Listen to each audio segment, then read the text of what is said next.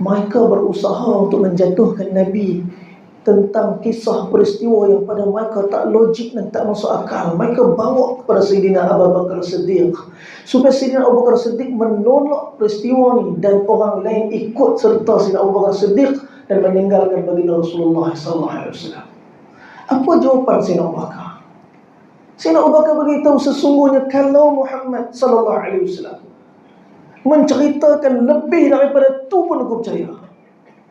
Dan kata Sayyidina Abu Bakar, seandainya di hadapan aku sekarang ada tembok yang berwarna putih, kemudian Rasulullah SAW mengatakan, ya Abu Bakar, tembok tu hitam, kata Sayyidina Abu Bakar, akan aku dustakan mataku dan membenarkan sabda Rasul.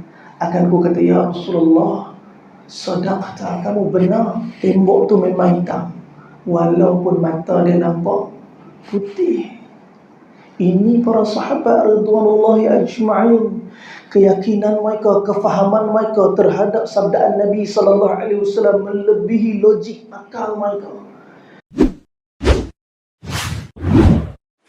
Tuan-tuan dan puan-puan, ibu ayah sekalian, tadi saya ada edarkan kalender 2022. Kalender itu percuma. Sebagai yang pertamanya, tanda ingatan daripada kami mampu bagi kalender je lah. Kalender tu RM1.2 yang modal dah. No? Yang keduanya, tanda terima kasih kepada tuan-tuan dan puan-puan atas sokongan, ya, sokongan dan dukungan tuan-tuan kepada Matin ini. Yang ketiga, ada muka saya dan maklum supaya saya ni didoakan. Bila sebut saya tu termasuk seluruh keluarga besar Matin. Nak sebut satu persatu tak nak sebut lah. Jadi buh gambar tu mula-mula tak mau buh gambar. Jadi mereka paksa suruh ambil gambar juga. Jadi terpaksa lah. Gambar pun tak apa nak comel kan? Pasal tu bini satu tu je tak boleh lah. Yang kedua tak boleh pergi lah. Tak larat.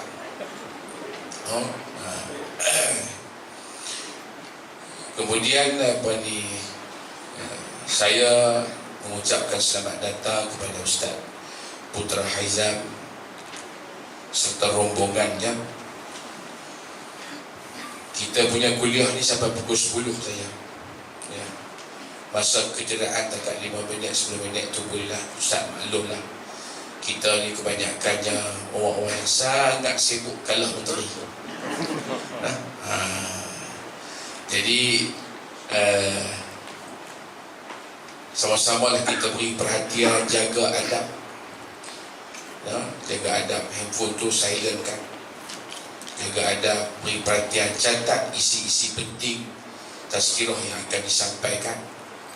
Nanti di hujung kuliah ni saya akan sampaikan beberapa pengumuman sebagai peringatan buat kita semua. Dan yang penting, tabung kuliah kita ni pastikan beredar ke seluruh ruangan Dewan Talaki ini untuk kawan-kawan kita masukkan sumbangan dia.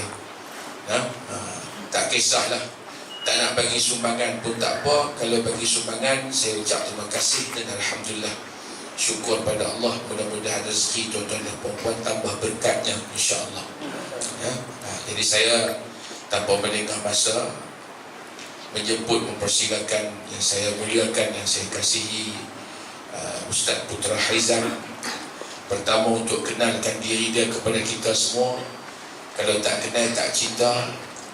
Kemudian kalau tak kenal susah kita nak doakan.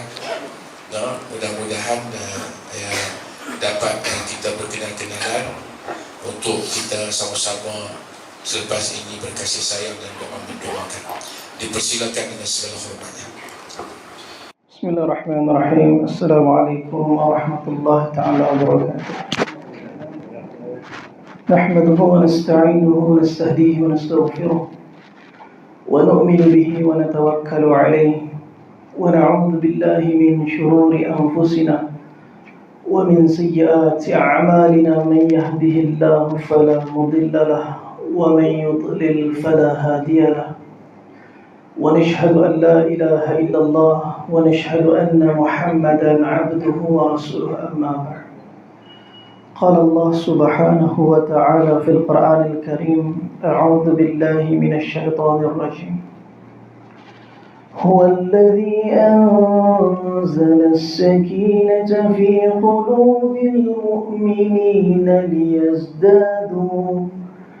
ليزدادوا إيمانا مع إيمانهم ولله جنود السماوات والأرض وكان الله عليما حكيما صدق الله العظيم قال رسول الله صلى الله عليه وسلم من كانت الدنيا همه فرق الله عليه أمره وفقره بين عينيه ولم يأتيه من الدنيا إلا ما كتب له ومن كانت الآخرة نيته جمع الله له أمره وجعل غناه في قلبه وأتته الدنيا وهي راغمة أو كما قال رسول الله صلى الله عليه وسلم. Alhamdulillah, pertama dan selamanya kita panjatkan syukur kepada Allah kerana limpah kurnia kasih sayang Allah himpunkan kita semua dalam majlis ini. Dan kita berterima kasih kepada pihak penganjur Matin yang saya hormati, guru kita yang mulia Ustaz Yus. Ini pertama kali jumpa kat Bali, selalu jumpa kat KL, jumpa kat Kuala Lumpur, jumpa dekat Matis, tempat Ustaz Zuhair di Kuala Lumpur. Hari tu masa trip main balik, kita main juga singgah sini, walaupun Ustaz Yus ada kat KL masa tu. Sebab tu dengar mati ni, Allah Akbar, dia tempat yang agama diusahakan, dihidupkan, rohaniat dia akan kekal. Kita nak dapat kerohaniat ni, ya Allah Akbar, patut main duduk dengar nasihat dari Ustaz Yus. Yang cakap sebelah Ustaz Yus ni kira tu kan nervous ni kan?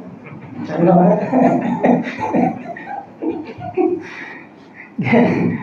Allahu Akbar. Ustaz, kalau ada salah satu tu, Sayyidina Rasulullah sallallahu alaihi wasallam pernah satu ketika duduk dengan Sayyidina Abdullah bin Mas'ud radhiyallahu ta'ala anhu.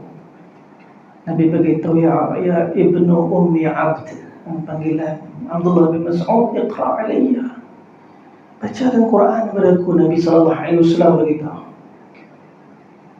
Sayyidina Abdullah bin Mas'ud kata, aqra'u alayka wa alayka unzilu ya Rasulullah, aku baca Quran kepada engkau, sedangkan Al-Quran ini Allah subhanahu wa ta'ala turunkan kepada engkau, yakni untuk disampaikan kepada umat ni. Segan Abdullah bin Mas'ud. Nabi kata, inni uhibbu an asma'ahu min ghairi, aku rindu, aku cinta untuk dengar bacaan Al-Quran ini dibaca oleh selain daripada aku. Wahai Abdullah, baca. Kata Abdullah, faqara'tu suratun Nisa, aku baca surah An-Nisa, hatta balagtu, sampai aku pada satu ayat, dan Nabi minta untuk berhenti pada ayat itu. Fara'aitu 'ainaya Rasulullah sallallahu alaihi wasallam tahmilan, aku tengok mata Nabi bergenang dengan air mata. Nabi sallallahu alaihi wasallam ialah Rasul yang menjadi asbab Al-Quran sampai pada kita semua. Hatta Nabi sendiri rindukan untuk mendengar Al-Quran itu dibaca. Sehingga sampai pada ayat mana? Satu ayat yang menggoncang jiwa Nabi sallallahu alaihi wasallam. Kita selalu menangis sebab apa? Ramai orang yang telah bazirkan air mata di tempat yang salah. Berapa ramai orang yang duduk depan TV tengok cerita Bajranji Baijan nangis. Teriak depan TV tengok cerita Bajranji Baijan. Mak teriak juga tengok drama Korea, teriak. Anak teriak juga berebut remote. Pakat-pakat teriak depan TV. Nabi SAW teriak tak kala Al-Quran dibacakan kepada baginda Nabi SAW. فكيف إذا جئنا من كل أمة بشهيد وجئنا بك على هؤلاء شهيدا. Sampai ayat ini Nabi teriak. Allah Subhanahu wa taala beritahu firman dalam Quran, fakaifa idza ji'na min kulli ummatin bisyahid. Macam mana keadaan yang ani pada hari itu nanti, di akhirat nanti, setiap umat itu akan didatangkan, akan dibawa saksi kepada mereka. Wajibna bika ala haula'i syahid. Dan kamu wahai Muhammad akan jadi saksi untuk umat kamu. Kita harap majlis ni menjadi asbab yang Nabi bersaksi atas apa yang kita sempurnakan. Setiap daripada duit yang kita keluarkan, setiap daripada masa yang kita bagi, setiap daripada ikhtiar yang kita letakkan untuk bangunkan agama, kita harap Nabi SAW jadi saksi untuk kita depan Allah Subhanahu Wa Taala. Kita tak tahu apa amalan yang paling baik yang kita nak bawa depan Allah nanti. Tak ada siapa tahu apa amalan terbaik dia. Yang mungkin kita rasa baik, mungkin belum tentu baik. Yang kita rasa bukan apa-apa, takut-takut yang tu yang terbaik. Allah Subhanahu Wa Taala pilih kita untuk duduk dalam majlis ni, untuk mengikat hati kita dengan Allah Subhanahu Wa Taala. Untuk apa? Untuk kita mempersiapkan diri pada satu hari yang lebih dekat dengan kita daripada matahari yang akan terbit esok pagi. Mati lebih dekat. Mati ni tak ada kena mengena dengan corona. Mati ni tak ada kena mengena dengan kanser. Mati ni tak ada kena mengena dengan denggi. Mati ni tak ada kena mengena dengan apa-apa penyakit pun. Syarat untuk mati bukan sakit. Syarat untuk mati bukan tua. Syarat untuk mati bukan perlu ada apa-apa penyakit. Syarat untuk mati cuma satu. Apa dia? Hidup. Hidup itulah syarat untuk mati. Semua yang hidup mesti mati. Kullu nafsin dha'iqatul maut. Setiap yang menyawa mesti mati. Wa innama tuwaffawna ujurakum yawmal qiyamah. Semua yang kita buat di dunia, yang saat dan ketika ni, akan Allah sempurnakan pahala tu dekat hari kiamat nanti. Faman zuhziha 'anil nar wa udkhilal jannah faqad faz. Barang siapa, kata Allah, yang kami jauhkan daripada api neraka, kami masukkannya ke dalam syurga, ini dia orang yang dah berjaya. Kejayaan bukan kat sini. Kejayaan endorse Allah Ta'ala nanti ke akhirat nanti. Masuk syurga, dijauh pada api neraka. Allah, ni berjaya. Wa mal hayatud dunya illa mata'ul ghurur. Kesenangan dunia ni, kata Allah, yang kita sedang rasa semua tipu. Yang menciptakan langit dan bumi kata tipu. Macam mana kita kata this the real life? Suatu bila Sayyidina Rasulullah SAW balik daripada Isra wal Mi'raj, mereka berusaha untuk menjatuhkan Nabi tentang kisah peristiwa yang pada mereka tak logik dan tak masuk akal. Mereka bawa kepada Sayyidina Abu Bakar Siddiq, supaya Sayyidina Abu Bakar Siddiq menolak peristiwa ni dan orang lain ikut serta Sayyidina Abu Bakar Siddiq dan meninggalkan baginda Rasulullah SAW. Apa jawapan Sayyidina Abu Bakar? Sayyidina Abu Bakar beritahu, sesungguhnya kalau Muhammad SAW menceritakan lebih daripada tu pun aku percaya. Dan kata Sayyidina Abu Bakar, seandainya di hadapan aku sekarang ada tembok yang berwarna putih, kemudian Rasulullah SAW mengatakan, ya Abu Bakar, tembok tu hitam, kata Sayyidina Abu Bakar, akan aku dustakan mataku dan membenarkan sabda Rasul. Akan ku kata, ya Rasulullah, sadaqta, kamu benar, tembok tu memang hitam, walaupun mata dia nampak putih. Ini para sahabat radhiyallahu ajma'in, keyakinan mereka, kefahaman mereka terhadap sabdaan Nabi sallallahu alaihi wasallam melebihi logik akal mereka. Sayyidina Abu Talha radhiyallahu taala anhu, tuan-tuan kalau pergi umrah ni hak terbaru ni, tuan-tuan akan terkejut. Yang pertama, apa dia? Semua gate dah berubah nombor. Tak ada dah gate nombor 18, tak ada dah gate nombor 21, tak ada dah gate nombor, hak ada gate nombor 328. 308. Tuduh kan gate lari ada 300 nombor. Tapi gate sama. Nombor gate dah jadi 300 lebih. Nak masuk Masjidil Haram, Masjidil Nabawi, wajib bawa handphone. Dulu ulama kita pesan, masuk masjid tutup handphone. Lah ni kalau tutup tak boleh masuk masjid. Nak masuk masjid kena guna handphone, ya tuan-tuan. Ya Allah, hari tu handphone saya habis bateri ya. Dapat ni baru cerita bapak saya duduk kat sana bulan 7, bulan 8, bulan 9, bulan 10 saya bertolak pergi Albania. Lepas tu masuk balik ke Madinah. Saya sampai hari tu 4 bulan 11 baru sampai balik, insya-Allah 5 bulan 11 bertolak balik, 5 bulan 12 bertolak balik ke sana. Sehingga balik saat Malaysia. Tuan-tuan nak masuk Masjid Nabawi, kena ada satu apps nama dia e-Tawakkalna. Kena tunjuk depan muka askar baru boleh masuk. Nak masuk Raudhah kena mohon sehari sebelum, dan dibenarkan seorang sebulan sekali dia masuk. Sekali masuk cuma 15 minit sahaja. Tuan-tuan bayang tak, masuk ada countdown dekat kiblat ni, atas daripada mimbar Rasulullah sallallahu alaihi wasallam tu, dekat tiang istuanah mukhallaqah tu ada 1 jam digital besar kan, 15 minit, sehari 10 minit, sehari 5 minit. Kita nak solat, kita nak doa pun jadi terkejar-kejar. Sebab kita tahu ni sebulan pula nak jumpa ni. Kalau duduk sebulan, kita main umrah apa lama?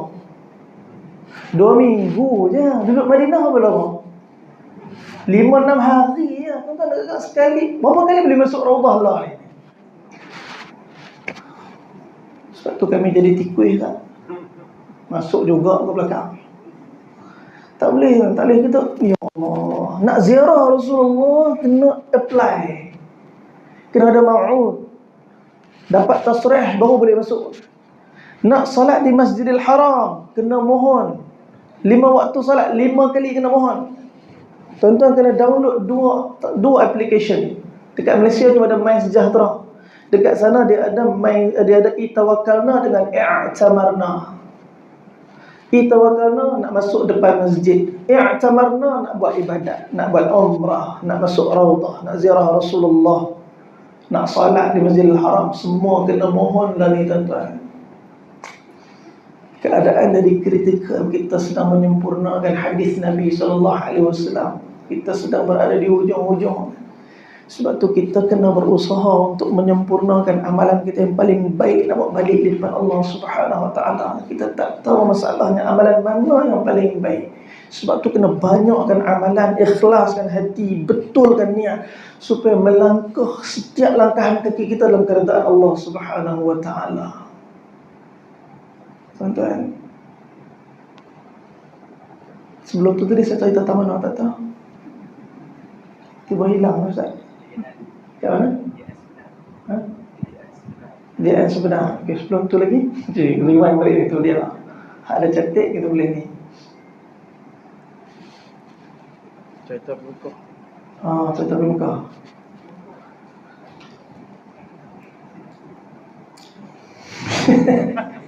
Dia gugup Ustaz Husaini dekat sebelah.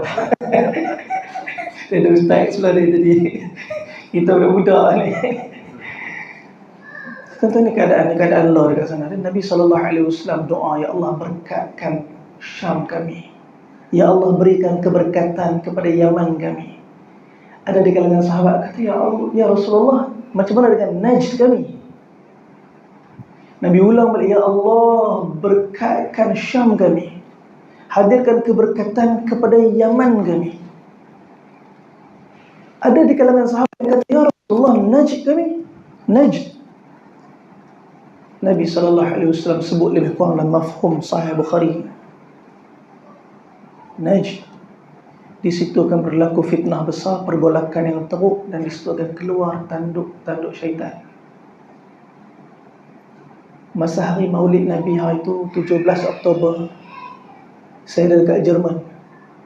Ada kawan-kawan yang WhatsApp, Ustaz, ada kat Madinah, kami dengar ada konsert kat sana. Kan kita dengar kan, masa Maulid hari itu ada konsert besar-besaran dekat Saudi, dan konsert tu dekat Riyadh. Riyadh daripada kota Madinah lebih kurang 1000 km. Orang Islam kita, anak-anak muda kita pakai purdah, ada yang pakai jubah, duduk menari atas-atas, duduk joget atas-atas dalam keadaan saf dirapat-rapatkan, sikit pun tak ada isu. Dalam keadaan hiburan, dalam keadaan maksiat, dalam keadaan sikit pun tak ada isu. Dan itu yang Nabi SAW dah sebut dah. Di situlah tempat yang keluarnya tanduk-tanduk syaitan. Dekat mana? Najd. Di mana? Sekarang ni tanah Riyadh. Di mana? 1000 km daripada Madinah. Keberkatan yang Nabi doakan kepada Syam, kepada Yaman, tapi bukan Najd. Dan kita sedang berada di akhir-akhir zaman, di mana fitnah tengah keluar, tuan-tuan. Sebab tu hari ini, tuan-tuan, kita sedang usahakan macam mana iman kita, macam mana hati-hati kita. Kita nak betulkan makna kita datang dalam majlis-majlis ilmu untuk ikat diri kita, untuk tambah ilmu kita, supaya kita boleh sampaikan kepada orang yang rapat dengan kita. Kita boleh sampaikan kepada ahli keluarga kita. Saya teringat ada sebuah kisah dalam kitab At-Tawabin. Al-Imam Ibn Qudamah telah masukkan cerita kisah ni berkenaan seorang lelaki yang berada di Basrah. Satu orang yang merupakan seorang lelaki yang hidup di zaman Imam Malik bin Anas. Satu orang lelaki yang sibuk dengan kemurkaan kepada Allah. Dia Islam. Benda ni bukan zaman-zaman sekarang je berlaku. Benda ni berlaku di zaman Imam Malik radhiyallahu ta'ala anhu.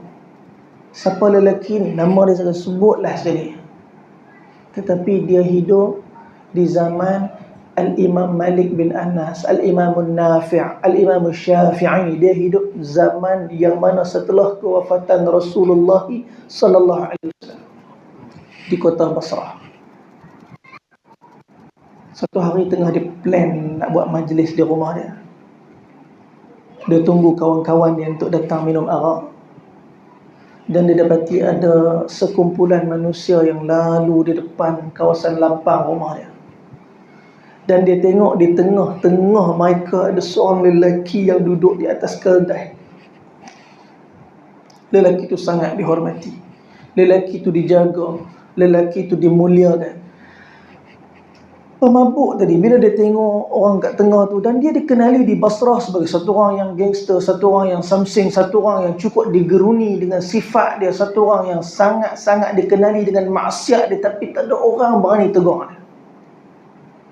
Dia nampak kumpulan manusia yang lalu depan rumah dia, ada orang alim di tengah-tengah, dia belah orang ramai, dia tahan keldai. Dia tanya, kamu siapa? Tuan-tuan, syekh yang ada atas keldai tadi tak sempat nak jawab. Orang ramai yang ada dekat situ tolong jawab. Siapa syekh ni? Satu ulama besar, Al-Imam Syu'bah Ibn Al-Hajjaj rahimahumullah ta'ala. Dia kata Imam Syu'bah. Siapa dia Imam Syu'bah? Dia beritahu dia muhaddithin. Dia kata muhaddithin tu apa? Dia bukan orang yang duduk dalam majlis ilmu. Dia tak tahu berkenaan hadis. Dia tak pernah ambil tahu pasal cabang-cabang agama. Dia sibuk dengan kehidupan dunia dia. Dia sibuk dengan maksiat dia. Dia sibuk dengan keadaan diri dia. Hari itu dia berdepan dengan satu orang ulama yang dikenalkan kepada mereka dia muhaddithin. Mereka kata dia hafal ribuan hadis dan dia mengajarkan kepada kami hadis. Muhaddithin, hafal hadis, baca hadis nak dengar. Hakikatnya dia bukan nak tahu hadis pun, dia cuma nak cabar. Kan ada orang macam tu dalam dunia ni. Dia cuma nak cabar ya. Dia cuma nak tengok boleh jawab tak boleh jawab. Ada orang macam tu dalam dunia. Dia bukan nak ilmu ya. Dia bukan ilmu pun. Al-Imam Syu'bah faham, lelaki ni kalau dia baca hadis panjang, lelaki ni bukan nak dengar pun. Tapi ini peluang dakwah satu orang da'i, satu orang ulama yang Allah beri hikmah kepada dia. Dia tengok lelaki ni, dia inginkan kebaikan kepada lelaki ni. Maka dia telah baca satu hadis yang tak panjang, supaya hadis ni membekas pada lelaki ni. Dia telah membaca sebuah hadis daripada satu orang sahabat Nabi, Sayyidina Abu Mas'ud bin Uqbah Al-Ansari Al-Badri rahimahumullah radhiyallahu ta'ala anhu. Inna mimma adraka an-nasu min kalami nubuwwatil ula idza lam tastahi fasni' ma syi't. Satu orang tu kalau dia tak ada sifat malu dalam diri dia, dia akan buat apa saja yang dia rasa dia nak buat. Lelaki ni dah dengar hadis tu. Ternyata hadis tu bukan sampai pada telinga dia, tapi telah menembus masuklah hati dia. Hadis tadi telah menyebabkan lelaki ni tertegak berdiri, tertunduk wajah dia dan mengalir air mata dia. Al-Imam Syu'bah tinggalkan dia. Orang-orang yang mengikuti Imam Syu'bah tinggalkan dia. Hadis ni telah membekas pada jantung dia, sehingga dia terus berdiri kat situ dan mengeluarkan perkataan yang dia tak biasa keluar dalam hayat dia. Tiba-tiba mulut dia kata Astaghfirullah, Astaghfirullah. Seolah-olah Allah telah bentangkan dosa-dosa yang telah dia buat di depan mata dia. Tuan-tuan, dia balik ke rumah dalam keadaan menangis. Dia telah pecahkan botol-botol arak dia. Dia beritahu dekat mak dia, mak, kalau kawan-kawan datang nanti, mak jamu air untuk mereka makan, kerana saya nak bersiap pergi ke Madinah. Dia siapkan kenderaan dia. Dia terus menuju ke Madinah. Tuan-tuan, sampai di Madinah, dia bertemu dengan Al-Imam Malik bin Anas rahimahumullah ta'ala anhu. Dia mengaji dengan Imam Malik bin Anas. Dia benar-benar berhijrah. Dia benar-benar berubah. Dia benar-benar bertaubat. Dan dia telah duduk dengan Imam Malik. Disebutkan oleh Al-Imam Az-Zahabi rahimahumullah ta'ala anhu, lelaki ni mengaji dengan Imam Malik selama 25 tahun.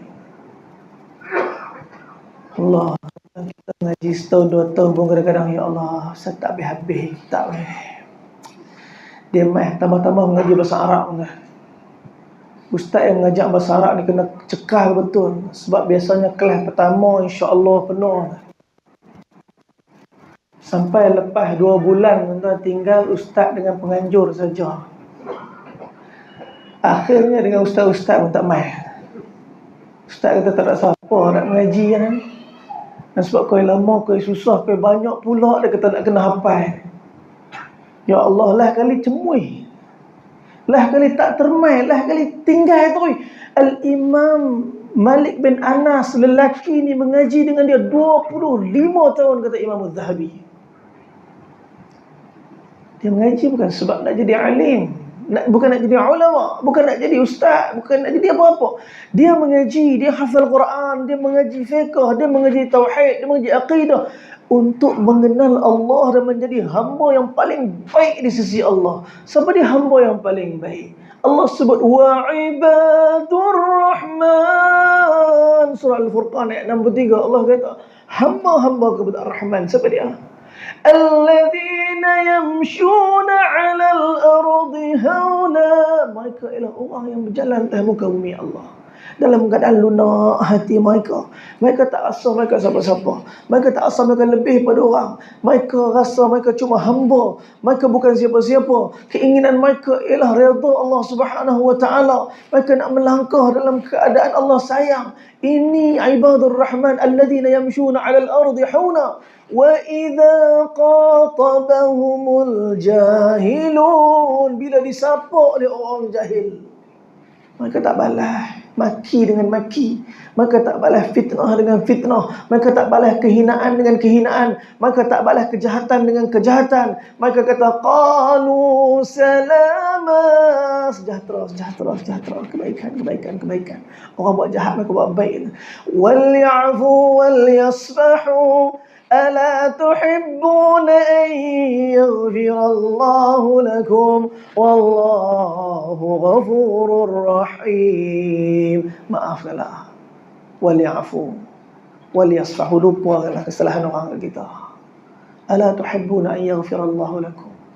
Kamu tak suka ke kalau Allah Ta'ala ampunkan dosa-dosa kamu?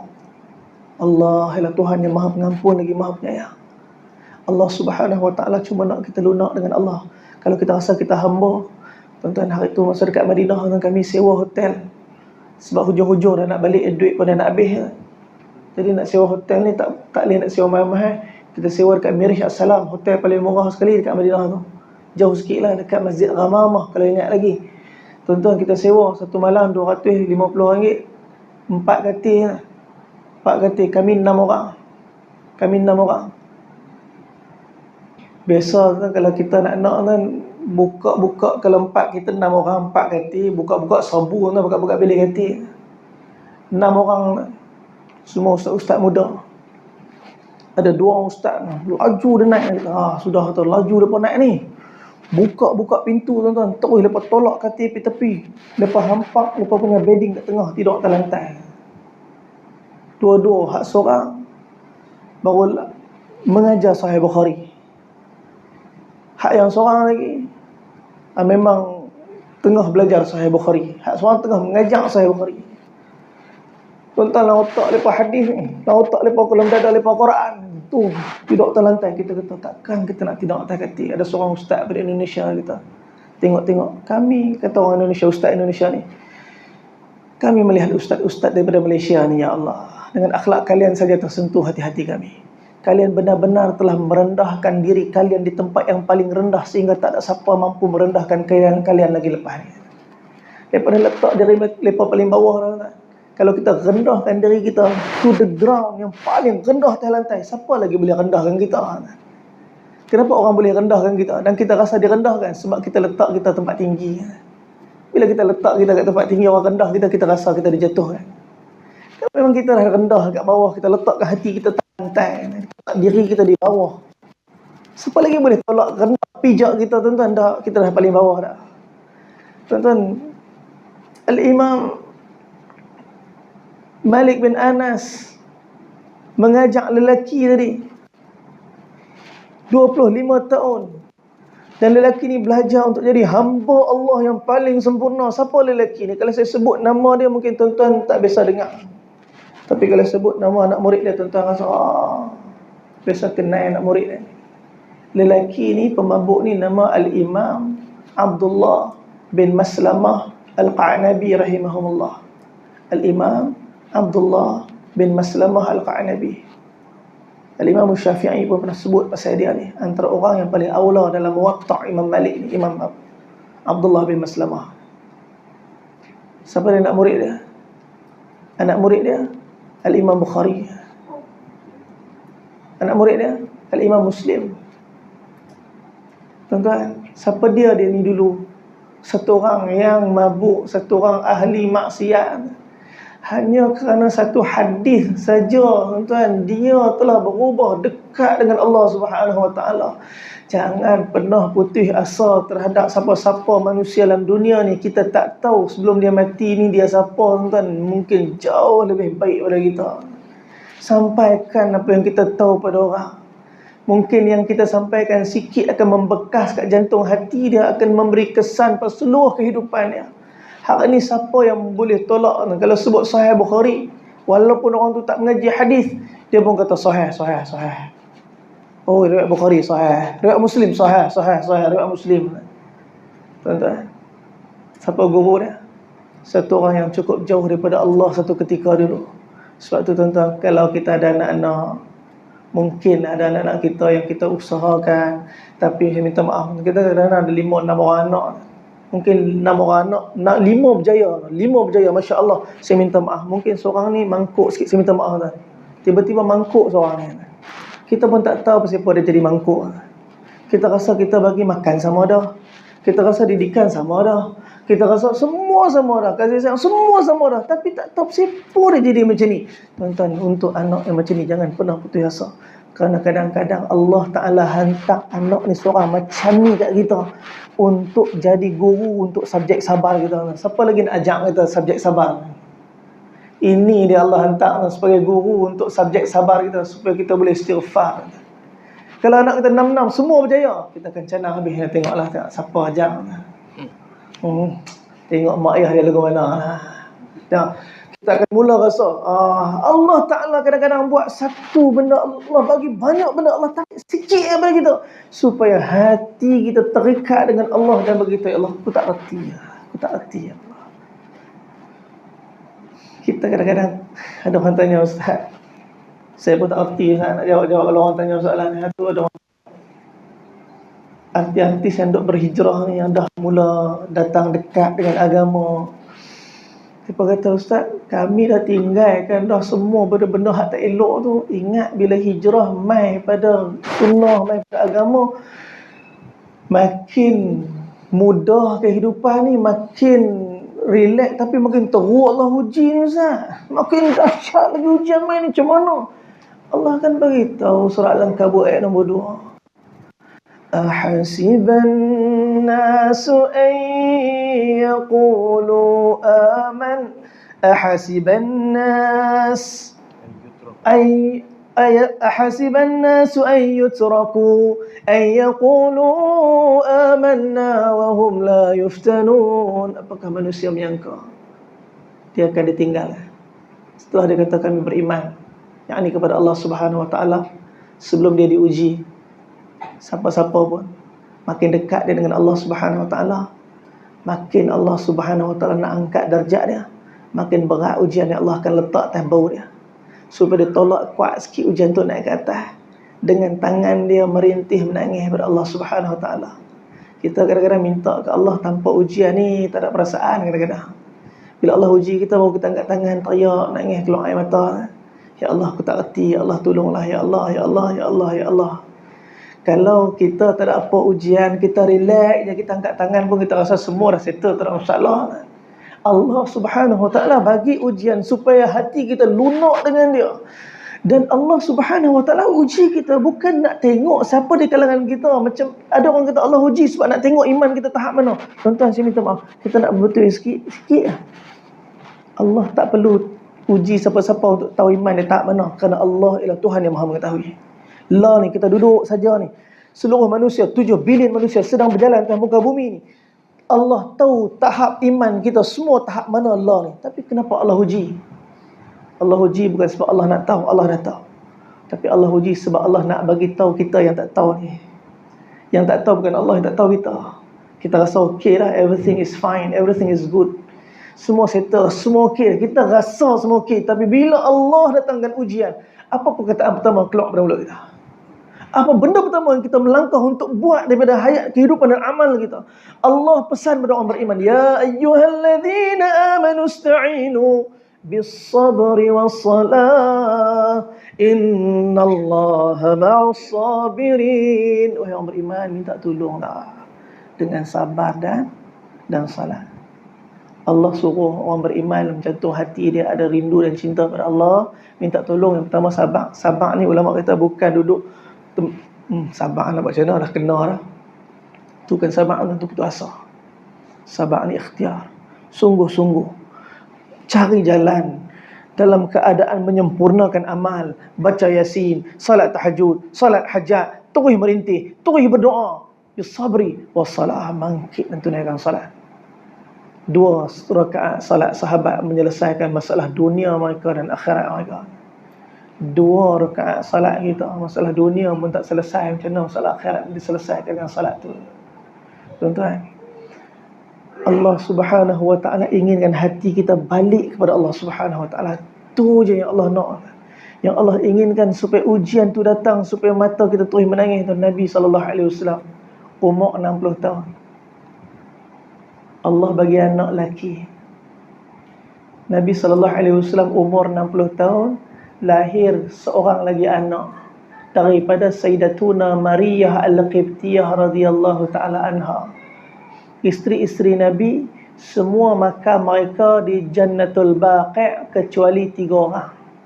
Semua isteri Nabi dimakamkan di Jannatul Baqi' kecuali 3 orang. Tuan-tuan, kalau masuk Jannatul Baqi' dulu boleh masuk, setiap kali lepas solat jenazah masuk, tuan-tuan boleh masuk dulu. La, cuma ahli keluarga jenazah saja boleh masuk, orang lain tak boleh masuk.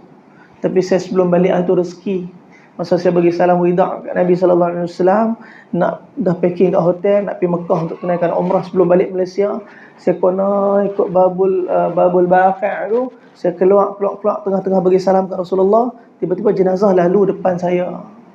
Saya pun rapat dengan ahli keluarga. Saya kata ni kalau kena halau keluarlah, kalau tak kena halau rezeki. Tuan-tuan rezeki dapat masuk, elok kami masuk lepas tutup pagar. Alhamdulillah duduk dalam pagar. Saya duduk risau kalau pagar buka lambat terlepas tiket train nak pergi ke Mekah ni. Masuk alhamdulillah tuan-tuan, kalau masuk Jannatul Baqi', tuan-tuan masuk saja pintu untuk lelaki, orang perempuan tak boleh masuk. Orang perempuan nak tengok kubur Baqi' kena pusing melengkung kat belakang. Ada lubang-lubang pagar belakang tu boleh tengok suasana Jannatul Baqi'. Tuan-tuan kalau masuk Jannatul Baqi', masuk je pintu depan, tuan-tuan tengok paling kanan sekali ada tembok. Ada tembok, askar jaga depan tu. Betul-betul depan tembok tu ada tanda kubur, ada tanda petak. Itu makam Sayyidatuna Fatimah Zahra radhiyallahu taala anha. Dan depan-depan dia ialah kubur cucu-cucu dia. Al-Imam Ja'far As-Siddiq, Al-Imam Muhammad Al-Baqir, semua depan tu. Tembok, belakang tembok tu ada dua kubur ulama besar. Yang pertama Syekh Maulana Zakaria Al-Kandahlawi. Ni penyusun kitab Fadailah Amal. Sebelah makam dia Syekh Maulana Khalil Ahmad, guru Syekh Maulana Zakaria Al-Kandahlawi. Di sebelah makam Sayyidatuna Fatimah Zahra di tepi tembok. Tuan-tuan bergerak ke depan sikit, betul-betul tepi pagar ada lagi satu tembok. Lelaki boleh tengok, perempuan tak boleh masuk. Di situlah dimakamkan isteri-isteri Nabi sallallahu alaihi wasallam, semua dekat situ kecuali 3. Seorang di mana? Di Jannatul Ma'la di kota Makkah. Yang kedua di Nawariyah. Siapa dia? Sayyidatuna Maimunah binti Harith. Sayyidatuna Maimunah binti Harith ialah isteri yang terakhir yang Nabi nikah di kalangan semua isteri-isteri Nabi. Tahun ke-7 Hijrah, Nabi balik daripada menunaikan umrah. Tahun ke-6 Nabi pergi umrah kan. Tak jadi. Sampai ke Hudaibiyah. Perjanjian Hudaibiyah. Kena balik. Tahun selepas itu, tahun ke-7 Hijrah, Nabi mai balik tunaikan umrah. On the way balik, singgah Nawariyah atas recommendation pakcik Nabi. Siapa dia? Al-Abbas bin Abdul Muttalib. Dia perkenalkan Maimunah binti Harith. Siapa dia Maimunah binti Harith dengan Al-Abbas? Al-Abbas bin Abdul Muttalib ada isteri, nama dia Lubabah Al-Kubra. Lubabah Al-Kubra ada adik, nama dia Lubabah As-Sughra. Lubabah As-Sughra menikah dengan Walid bin Mughirah. Biasa dengar tak nama Walid bin Mughirah? Siapa dia Walid bin Mughirah? Siapa dia? Walid bin Mughirah menikah dengan Lubabah Al-Sughra, adik kepada Lubabah Al-Kubra. Dapat hasil perkahwinan mereka, dapat satu orang anak nama dia Khalid Al-Walid. Walid bin Mughirah, anak dia Khalid Al-Walid. Adik pada Lubabah Al-Sughra, nama dia Maimunah. Maimunah menikah dengan siapa? Rasulullah sallallahu alaihi wasallam. Di sebelah mak Khalid Al-Walid ni bukan orang lain dengan Nabi sallallahu alaihi wasallam, nak menakan. Tuan-tuan, Maimunah makam dia di Nawariyah, menikah dengan Nabi di Nawariyah, ikut Nabi balik ke Madinah. Nabi wafat, dia duduk balik dekat Nawariyah, kampung asal dia, dan meninggal di Nawariyah. Mana Nawariyah ni? Tuan-tuan, miqat di Bir Ali, ingat lagi tak? Daripada Madinah miqat di Bir Ali pakai ihram. Lama dah tak mai, kena renew balik. Tapi fikir dah mahal Ustaz.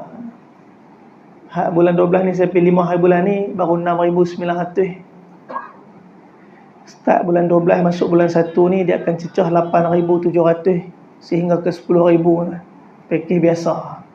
Pakej biasa, bukan pakej VIP tu. Tuan-tuan, kita miqat di Bir Ali sebelum sampai ke taftish, ke apa nama tu, hentian, ke roadblock sebelum masuk ke kota Mekah. Kita akan sampai di Nawariyah. Di sebelah tu kita akan nampak ada tembok kecil. Tembok itulah dimakamkan Sayyidatuna Maimunah binti Harith. Di situ menikah dengan Rasulullah. Di situ akhirnya dia meninggal. Di situ dia dimakamkan. Itu isteri Nabi yang meninggal di Nawariyah. Seorang tadi Sayyidatuna Khadijah di Mekah, Jannatul Ma'la. Yang kedua di Nawariyah, Sayyidatuna Maimunah. Dan yang ketiga yang meninggal luar di Jannatul Baqi', Sayyidatuna Maryah Al-Qibtiyah. Kalau tuan-tuan pergi umrah sampai Madinah, Ada setengah mutawif yang kaki makan sikit, dia akan bawa tuan-tuan makan di Syarif Korban. Syariat Korban, ingat lagi tak? Kau tak ingat dah? Tempat makan ikan, makan otak kambing. Kalau biasa lalu, lah ni dah boleh jalan kaki dah habis tu. Lepas buat Quba Street, daripada Masjid Nabawi boleh jalan kaki pergi ke Quba. Straight jalan tu. Tapi nak sampai ke Quba tu insya-Allah mengambil masa yang lama. Sebab kiri kanan tu kedai saja. Ya Allah, saya kata ini semua ujian-ujian belaka. Takut sampai ke Masjid Quba macam ni barang kat tangan. Sebab apa tu? Sini kedai coklat, sini kedai baju, sini kedai gown. Benda pelik-pelik pun dijual dah sekarang ni dekat jalan Quba menuju ke Quba. Daripada Masjid Nabawi ke Quba, jalan terus ya. Sebelah Syariat Korban, dia ada satu tempat nama dia Awali. Di Awali itulah rumahnya Sayyidatuna Maryah Al-Qibtiyah radhiyallahu taala anha. Dan bila dia meninggal, dia dimakamkan di situ. Nabi SAW, anak Nabi semua dengan Sayyidatuna Khadijah, kecuali seorang saya dengan Maryah Al-Qibtiyah, yakni Ibrahim radhiyallahu ta'ala anhu. Anak Nabi semua dengan Sayyidatuna Khadijah. Sebab tu Sayyidatuna Aisyah cemburu dengan Sayyidatuna Khadijah. Ma ghirtu ala ahadin min nisa'in Nabi sallallahu alaihi wasallam kama ghirtu ala Khadijah, kata Sayyidatuna Aisyah. Aku tak pernah cemburu kepada mana-mana wanita seperti kecemburuan aku pada Sayyidatuna Khadijah, kata Sayyidatuna Aisyah. Ma ra'aituha, aku tak pernah tengok dia. Bisa ibu-ibu kita cemburu kat orang kita tengok ke tak tengok? Kita tengok kan, kalau dia meninggal kita kata alhamdulillah mampu dah. Minta maaf. Geram. Sebab apa? Kita cemburu, dia hidup, dia meninggal kita jadi orang lain sebut innalillah semua, dia seorang sebut alhamdulillah. Orang tu meninggal sebut alhamdulillah macam mana? Sebab kita punya cemburu. Sayyidatuna Khadijatul Kubra, orang yang sangat dicintai Rasulullah. Sayyidatuna Aisyah kata, aku tak cemburu mana-mana wanita seperti mana kecemburuan aku kepada Sayyidatuna Khadijah. Aku tak pernah tengok dia. Walakin kana yuktharu dhikraha. Tapi Nabi kerap sangat sebut pasal dia. Kalau Nabi sembelih binatang, Nabi akan agih-agihkan daging tu pada kawan-kawan Sayyidatuna Khadijatul Kubra alaihissalam radhiyallahu ta'ala anha. Sehingga kata Sayyidatuna Aisyah, ya Rasulullah, tak ada orang lain ke selain daripada Khadijah? Sikit-sikit Khadijah, sikit-sikit Khadijah, sikit-sikit Khadijah, lebih kurang. Nabi kata Khadijah, hiya kanat wa kana li minha wuldun. Khadijah, dia macam ni. Solat dia macam ni, puasa dia macam ni, zakat dia macam ni. Orang dia macam ni. Tetap juga Nabi cerita pasal Sayyidatuna Khadijah walaupun Sayyidatuna Aisyah cemburu. Dan kata Nabi, daripada dia Allah berikan kepada aku anak-anak. Nabi sayang Sayyidatuna Khadijah kerana pengorbanan agama yang dilakukan. Pernah Sayyidatuna Fatimah duduk dengan Sayyidatuna Aisyah radhiyallahu ta'ala anha, umur mereka hampir sebaya. Sayyidatuna Aisyah bergurau dengan Sayyidatuna Fatimah tu Zahra, beritahu, wahai Fatimah, semua isteri Nabi yang menikah dengan Nabi, semua janda, aku seorang je nak darah. Tuan-tuan, bila Sayyidatuna Fatimah tu Zahra dengar, dia kata, Ummi, macam mana pula? Macam mana dengan ibuku, yakni Sayyidatuna Khadijah? Berlari daripada Nabi SAW sampai kat Nabi, ya Rasulullah, sesungguhnya Sayyidatuna Aisyah kata macam ni. Ummi macam mana? Nabi kata, betul lah apa yang Sayyidatuna Aisyah beritahu tu. Aisyah kata tu betul lah. Semua isteri Nabi yang menikah dengan Nabi, semua janda, darah seorang ya. Siapa dia? Sayyidatuna Aisyah. Wahai Fatimah, sampaikan pada Aisyah, beritahu pada Aisyah betul apa yang dia cakap. Tapi beritahu kat dia, semua isteri-isteri yang menikah dengan aku ketika aku teruna hanya Khadijah seorang. Semua isteri-isteri Nabi yang menikah dengan Nabi di saat Nabi teruna cuma Khadijah seorang. Tuan-tuan, Sayyidatuna Fatimah dengar, syok dia, berlari pada Nabi SAW, pada Sayyidatuna Aisyah, berkata, wahai Aisyah, Nabi SAW berkata macam ni. Semua isteri-isteri yang kahwin dengan Nabi, yang kahwin masa Nabi teruna cuma mak aku seorang. Sayyidatuna Aisyah senyum. Dia kata jawapan yang cerdik macam ni pasti daripada Rasulullah sallallahu alaihi wasallam. Tuan-tuan, Nabi sallallahu alaihi wasallam macam ni kerinduan kepada Sayyidatuna Khadijah kerana pengorbanan yang dilakukan. Allah melihat bagaimana susah payah hidup Nabi sallallahu alaihi wasallam. Allah Subhanahu wa taala mengetahui segala perkara yang berlaku dalam hidup Nabi sallallahu alaihi wasallam. Hujung hayat Nabi, Umur 60 tahun Allah bagi anak melalui Sayyidatuna Maryah Qibtiyah. Nabi seronok saya. Para sahabat pun seronok. Sebab apa? Anak lelaki. Anak lelaki Nabi dengan Sayyidatuna Khadijah semua wafat masa kecil. Sayyidah Qasim masa kecil, Sayyidina Abdullah masa kecil. Dan semua anak-anak Nabi wafat ketika mana Nabi hidup, kecuali seorang saja, Sayyidatuna Fatimah Zahra. Itu pun wafat 6 bulan setelah wafatan Nabi sallallahu alaihi wasallam. Tuan-tuan, bila Sayyidina Ibrahim lahir, Nabi sono, sahabat semua sono. Mereka menyangka mungkin ini akan sambung silsilah keluarga Nabi. Mungkin ini yang akan sambung perjuangan daripada perjuangan keluarga Nabi. Seronok mereka. Tak lama, 18 bulan. Setahun 6 bulan lepas tu, Nabi keluar dalam keadaan menangis. Dan sahabat dapat tahu yang Sayyidina Ibrahim baru meninggal dunia. Anak kecil tu pun meninggal. Nabi menangis dan seorang sahabat tegur Nabi, "Ya Rasulullah, Tuan menangis." Tuan-tuan, Nabi orang, Nabi manusia macam kita. Bila dipukul sakit, bila dihentak berdarah, bila diberi ujian, ditekan jantung hati Nabi, Nabi terasa, Nabi sedih. Tapi Nabi tak pernah depres, Nabi tak pernah tension dalam kehidupan Nabi. Tak ada perkataan depression, tekanan dalam hidup orang Islam, kerana orang Islam faham dia ada Allah yang menciptakan segala-galanya. Dia ada Allah yang maha besar, yang menyelesaikan segala-galanya. Bila Nabi SAW menangis, sahabat ada yang tegur Nabi, kata, "Ya Rasulullah, Tuan menangis." Apa Nabi kata? Mana kita ambil nasihat ni? Nabi kata, "Inna aynun tadma' wa qalbi yahzan wa la naqulu illa ma yardi rabbina." Ibu-ibu, ayah semua, lepas ni kalau kita rasa stres, kita menangis, kita ingat apa yang Nabi beritahu. Nabi kata, mata ni boleh menangis, hati ni boleh sedih, tapi mulut ni sekali-kali tidak akan mengeluarkan perkataan melainkan yang meredakan Tuhan. Mata ni boleh menangis, hati ni boleh sedih, tetapi mulut ni sekali-kali tidak akan mengeluarkan perkataan melainkan yang meredakan Tuhan. Kita kalau stres apa kita selalu cakap? Macam-macam. Sekarang ni bukan takat cakap lagi, dah update status. Dekat WhatsApp, dekat Facebook, mana boleh kita cerita semua. Saya teringat Al-Habib Omar bin Hafiz. Bila satu orang lelaki, dia cerita sendiri berkenaan macam mana dia dulu tak suka dengan Habib Omar. Dia duk kata ni semua bid'ah Habib Omar buat ni. Ini semua amalan-amalan ni Nabi tak ajak. Tanpa dia duduk sendiri dengan Habib Omar, tanpa dia dengar sendiri pada mulut Habib Omar. Sehingga ada beberapa kawan yang tegur dia, "Hang ni nak cakap ni, hang duduk dulu dalam majlis tu. Hang dengar sendiri apa yang tuan punya badan cakap. Hang jangan dengar pada mulut orang, lepas tu hang cakap, hang tuduh macam tu. Ikut aku pergi dengar majlis Habib Omar." Dia duduk. Bila duduk dalam majlis Habib Omar, keadaan rohaniat, keadaan adab dia, keadaan nur yang keluar daripada kalam-kalam.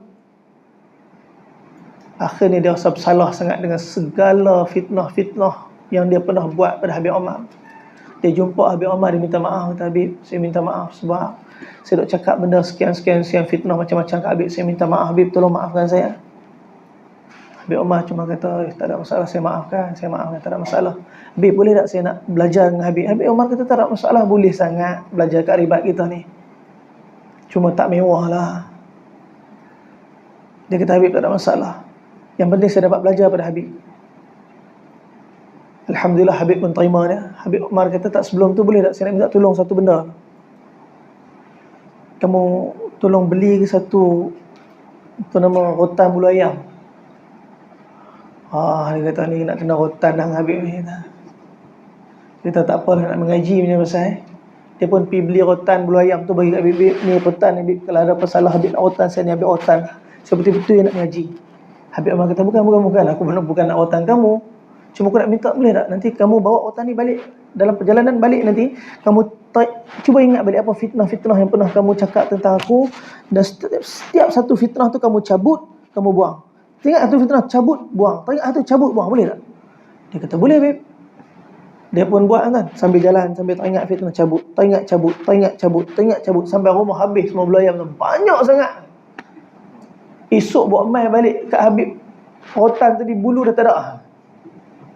Dia kata, Habib, ni dia, semalam saya balik ni ya. Saya cabut semua, terlampau banyak sangat Habib. Ya Allah, maafkan saya Habib, maafkan saya.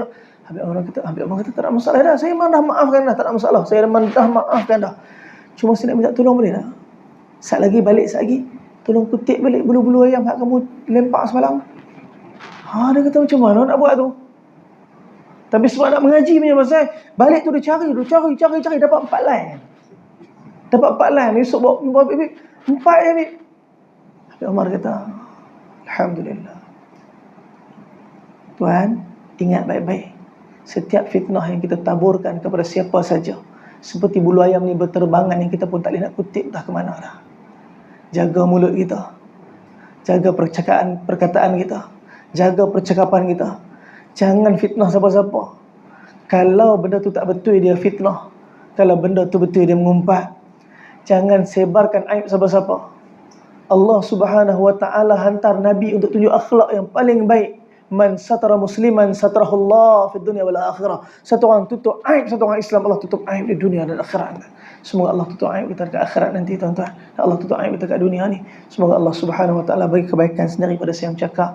Tuan-tuan, ibu-ibu semua yang mendengar, saya minta maaf atas kekurangan, ketidakpandaian saya, atas penyampaian saya malu sebab duduk dengan sebelah Ustaz Yus. Semoga Allah Subhanahu wa taala hadirkan kebaikan dan nasihat-nasihat untuk diri saya sendiri. Jazakumullah khairan katsir, yang baik daripada Allah Subhanahu wa taala, yang tak baik pun daripada Allah. Kelemahan saya, dosa saya minta ampun daripada Allah. Saya minta maaf dan tuan-tuan puan sekalian. Balik-balik kepada Ustaz Husaini Ustaz.